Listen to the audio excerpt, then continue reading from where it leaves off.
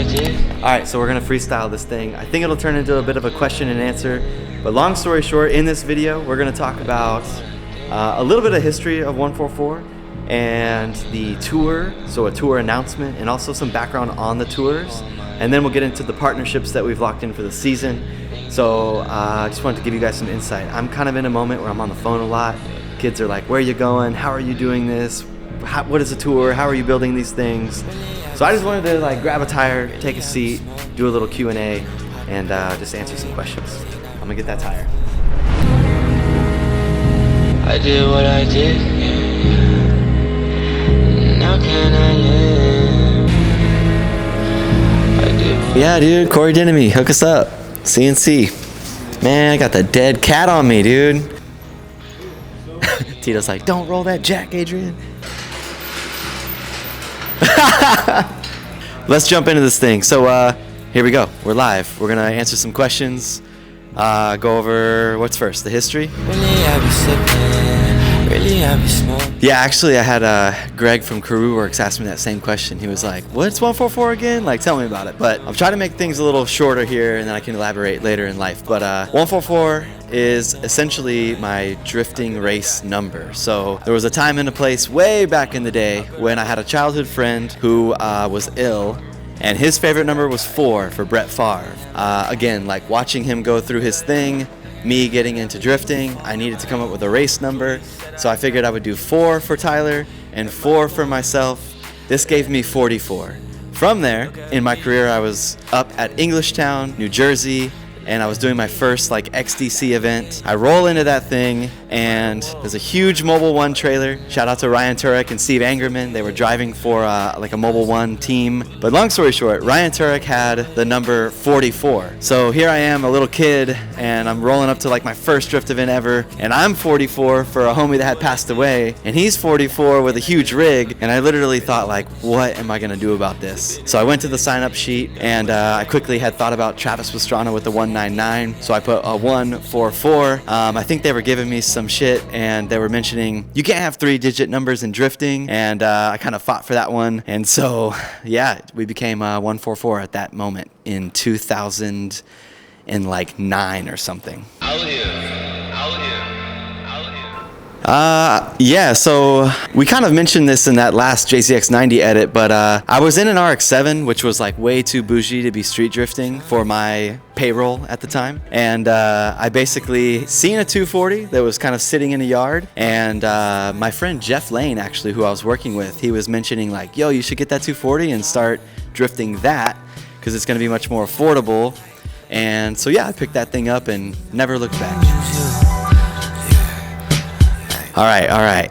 This one's kind of tough. For me, screen printing and motorsports went together just because the way that the project stacked up for me, I was able to screen print Monday, Tuesday, Wednesday, Thursday, from super early in the morning to super late at night, freeing up my Friday. So Friday I would basically load my trailer and head to the track and be able to drift Saturday, Sunday to come back and screen print Monday, Tuesday, Wednesday, Thursday, right? So it's a little bit of a out of the box job that I had some flexibility with, and I knew if I just got all my jobs done, I could take off that Friday and go jet to the racetrack. So it just wasn't an 8 to 5, you know what I mean? It was creative, it called for a lot of work, but it wasn't something where I had to be there Monday through Friday.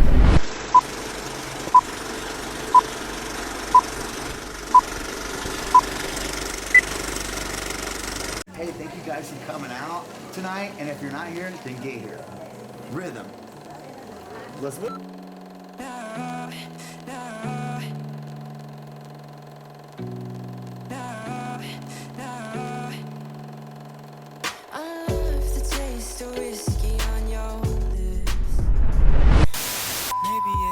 So for those watching, it's been, let's call it, a solid 15 years from the start to my current progress. So I wanted to give us a little bit of a history background on just 144 as a whole. So let's go down the rabbit hole. All right, so again, like we talked about, as a kid, I'm screen printing by hand, screen printing like animals and butterflies and stuff for local companies. I hated it, but I got to go drifting. From there, my drifting career really took off. I had a 240. It had an SR20 in it. I blew that up. We put an LS in it through Customs Unlimited in Garland, Texas. was when Kumla, who was the owner of Customs Unlimited, asked me to go to Extreme Drift Circuit. I went all the way up to New Jersey. I qualified first and I finished fourth, and I pretty much went, damn, I gotta drift. From there, I just leaned all the way into drifting, and we, got our license to go pro. We went into the Formula Drift scene, started driving the Pro Drift Series. From there, I got let's call it burnt out. I worked my face off to try to figure it out. I didn't understand business. I really struggled with partnerships and how it all made sense. My track results were terrible. I kept hitting the wall,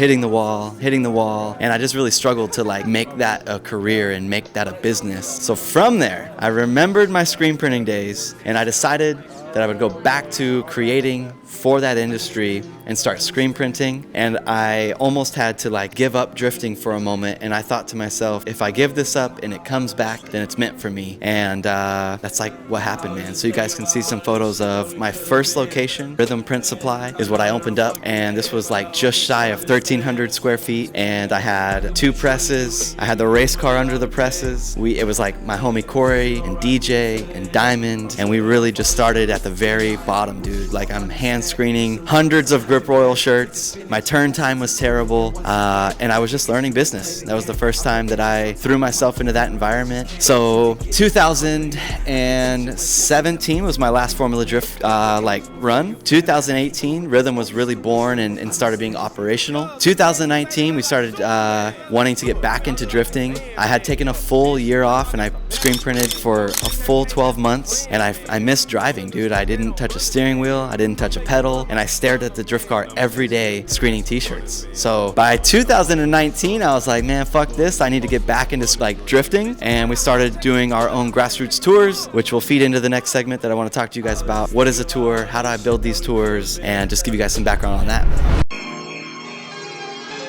Yeah, so basically coming out of the screen print world, getting back into drifting, not having any real schedule. I knew Formula Drift had a schedule. I knew I was not going to be able to drive Formula Drift. Mind you, my thought was I'd take 1 year off drifting and I'd get back into Formula Drift. Obviously that did not happen. So with that, I had to be creative and just create where I wanted to go. So I remember being on the sidelines, watching everybody doing these events, and I thought, damn, if I ever get back to it, I want to go to Holly LS Fest West, and I want to go to these events that are going on with Grid Life, and just watching all my homies do these fun drift events. And at that moment, I had the freedom to just pick and choose where I wanted to go. And so my first tour that I did was super low key. A lot of it was in Texas, and it was very minimal because I didn't have a lot of budget at that time. So let's imagine the tour for, call it 2023, the New Wave Tour. Long story short, you have an idea of where you want to go. So let's just use one simple line item like fuel in the truck and or hotel. So all we're doing is, I'm literally going, here's where I want to go. How many miles is it? What is the gas price? What is the total amount needed for fuel, right? So now in my line item, I have a full line item that says, for all 10 events that I want to go to, I need this much money. Now, I would do the same exact thing for hotels. Then I would do the same exact thing for my team, right? What are you paying your guys at the track? So you want to build this as a business. So then you have all of your line items, and obviously you add all of those up to get your total number. So once you have your total number, you now understand when you're going to SEMA and you're going to talk to your opportunities of partnership, you know how much you need. So if I have 10 people I want to talk to and I need 100 grand, I need everyone to give me 10 grand, right? This is the easy way to have a goal, which is know your amount you need for your season, and then start working with people, and they can know that number. You know what I mean? Hey, what's up? I need 100 grand for the season. I've got 4 people on board that are willing to give me X, Y, and Z. That's chopping this number down to this. What service can I offer you? When I go to the track, how do I help you? What does your company need? I'm already going to be there. Give me some feedback. That's really what I'm doing on the back end on these phone calls, is just how do I help these companies, because they have a goal as well. So a lot of times I think when you're just pitching, hey, what's up? You're going to get a sticker on the car and I'm going to go drift and I'm Nate Hamilton and you should sponsor me. It just doesn't go that well. But if I know that I need to create X amount of dollars and I have X amount of opportunities to create those dollars, I'm able to just bring everyone in as a team, dude. So everyone pitches in X to make the big goal happen and we go execute it.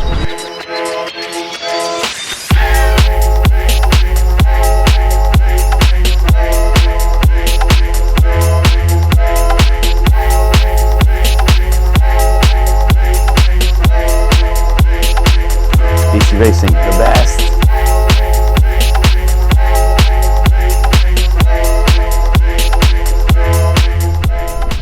So now I want to bring some value to the actual partners on our tour, and I'm just going to kind of mention them and obviously give a little quick overview for Tito to lay some video over right here. So let's start with Accelera and Tire Streets. So Accelera and Tire Streets, they're parent companies. I've been with them we're closing out a 4-year deal, and we're looking for another long-term contract that we're about to sign. Accelera and Tire Streets are back on board, of course, and they are a super, super cool partner of mine. Kaylee's been great to me, man.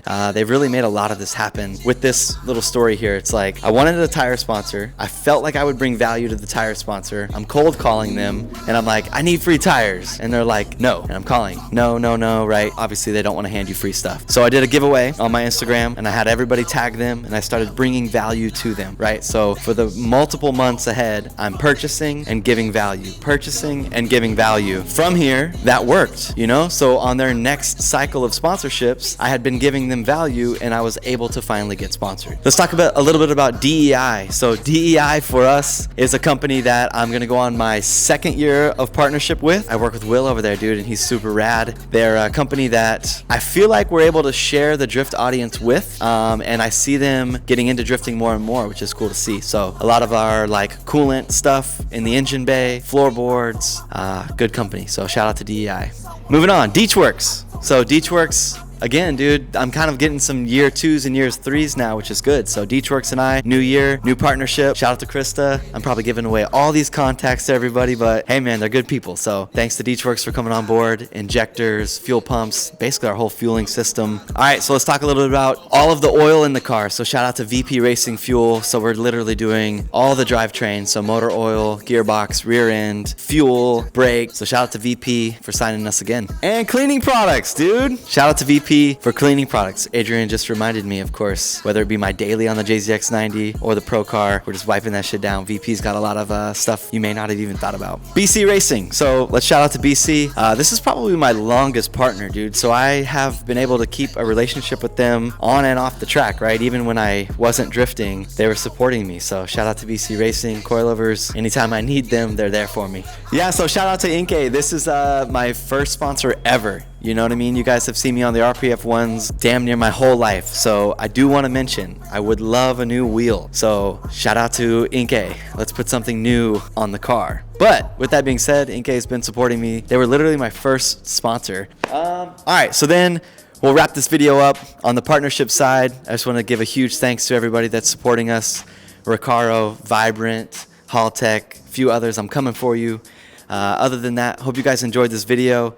Hope I'm bringing some value to some young drivers is the goal, and some back end to how we're putting these tours together. Shout out to the New Wave Tour. We're excited to kick this thing off in March at Lone Star Drift. You guys can see the whole like tour flyer right here. So check out the general idea of where we're headed. There's still some things to lock in. This is kind of the time period for us, January, February, where we really solidify everything, but we wanted to launch this video and give you guys a little overview. All right, see you next time.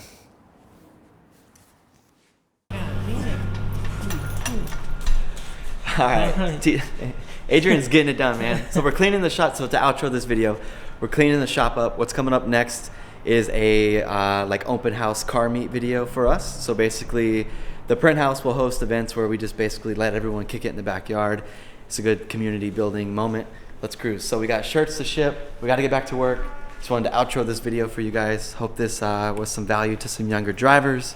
Up next, open house, sunset car meet. Let's get it. Shooting at it, cause I run it rock.